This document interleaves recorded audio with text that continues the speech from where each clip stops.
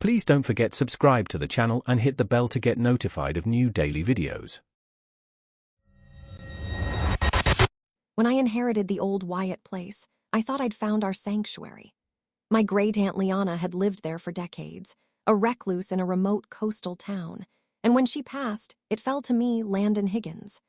Vicky, my partner, and I had been craving an escape from the city's constant hum, so the isolation of the cliffside property, with its panoramic views of the stormy Pacific, felt like a blessing. "It's perfect, Landon," Vicky had said, her voice echoing in the grand, empty foyer. And for a while it was. We spent weeks painting, repairing, making the old place ours. The salty air and the constant roar of the ocean lulled us into a sense of peace I hadn't known in years. Then the sounds started. Faint at first, a wet, guttural sloshing from somewhere deep within the walls. I'd be in the study, writing, and hear it, a low, churning sound, like something enormous breathing through muck. I'd mentioned it to Vicky. "Just the pipes, honey," she'd said, barely looking up from her book. "Old houses make old noises." I tried to convince myself she was right, but the sound never quite fit the mechanics of a house. It was organic, visceral. Over the next few weeks, the sloshing grew more pronounced, sometimes accompanied by a soft, rhythmic thump like a ponderous heartbeat. I started to notice other things, too, small things. I swore I'd left the antique compass on the mantel facing north, but I'd find it pointing west. A landscape painting in the dining room, one I distinctly remembered Great-Aunt Liana gifting me, seemed to have shifted. The rolling hills I cherished had been subtly reshaped into something sharper, more jagged. The sky, once a soft blue, was now a bruised, ominous purple. "That painting's always been like that, Landon," Vicky insisted, a faint frown creasing her brow when I pointed it out. "You've been overworking, your memory's playing tricks." But my memory wasn't playing tricks. I knew it. Or at least I thought I knew it. I started taking photos of rooms, of specific objects. The next day, I'd pull them up, and the painting in the photo would match the bruised, jagged version, not the original I vividly remembered. I started questioning everything. Was I going insane? The house itself seemed to participate in this gaslighting. A hallway I walked down every day felt longer, the floorboards groaning in new places. The scent of pine and salt, once comforting, began to carry an underlying stench, something metallic and damp, like decaying leaves mixed with old blood.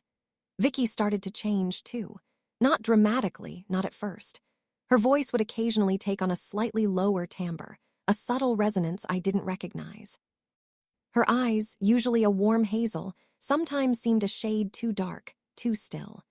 She'd develop new habits, like humming a tune I'd never heard, or staring blankly at the ocean for hours without moving. She'd forget things we'd done together, or recall events with details that were entirely wrong. "Remember that trip we took to Big Sur, love?" I asked, trying to ground myself. "The one where we got caught in that rainstorm." She nodded, a strange, placid smile on her face. "Oh yes, but it wasn't Big Sur, was it? It was Monterey, and the storm was just a drizzle." My heart would pound. It was Big Sur. I remembered the giant redwoods, the winding road. But she'd argue with such calm certainty, such serene conviction, that I'd eventually doubt myself. One evening, as I was trying to call my brother, Mark, the phone lines went dead. My cell had no service. The internet connection, usually spotty but functional, had vanished. We were truly isolated now. That night, I woke to the sound of Vicky talking. She was in the living room, near the large picture window, her back to me. The sloshing was louder now, seeming to emanate from everywhere at once, a symphony of wet, grinding hunger. Her voice was low, guttural, weaving in and out of the house's own sounds. It wasn't English. It wasn't human. It was a series of clicks and wet sighs. I crept closer, my blood turning to ice. As she turned, I saw it. Her skin beneath the moonlight had a faint, almost imperceptible sheen like wet stone. Her eyes, those dark, still eyes, held no warmth, no recognition. They were just deep black pools. And her smile, it was Vicky's smile, but stretched too wide, revealing teeth that were just a little too sharp, a little too numerous. "Landon," it whispered, and the voice was my own, perfectly mimicked, but layered with that same low, guttural echo from the walls. "You finally see, you finally understand." I screamed and ran. Down the twisting hallways, past paintings that now depicted grotesque, fleshy landscapes, past furniture that seemed to pulse faintly. The house was alive. It was changing. The very structure seemed to writhe, the walls breathing around me. I fumbled for the front door, my hands slick with sweat, only to find the handle hot, almost scorching. It was transforming, sealing itself. I remembered the old cellar door, hidden beneath a rug in the pantry.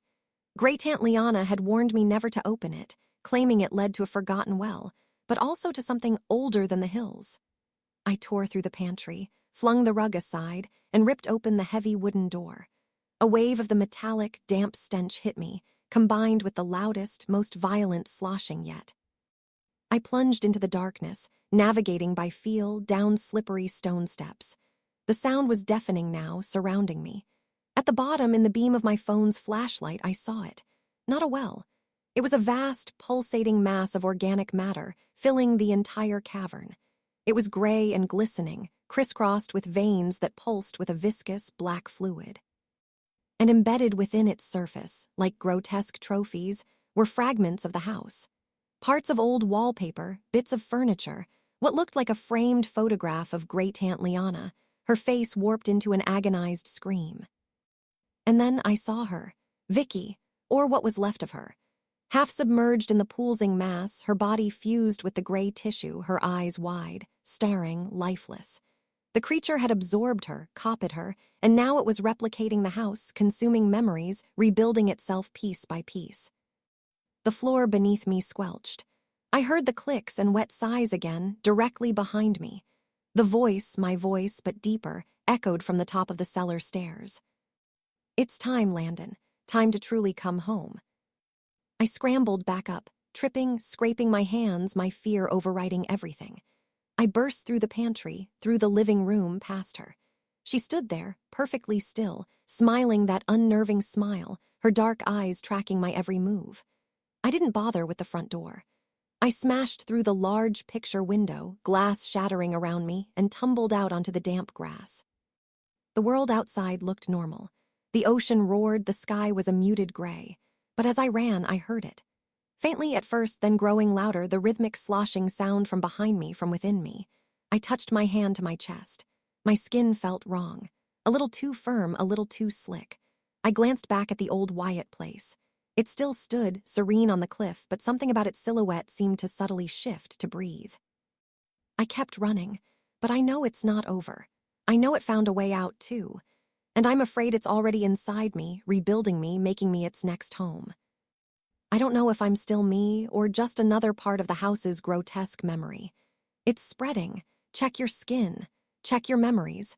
You might already be one of its homes, too. If you enjoyed this video, please hit the thumbs up button to like it. And please do subscribe to support the channel.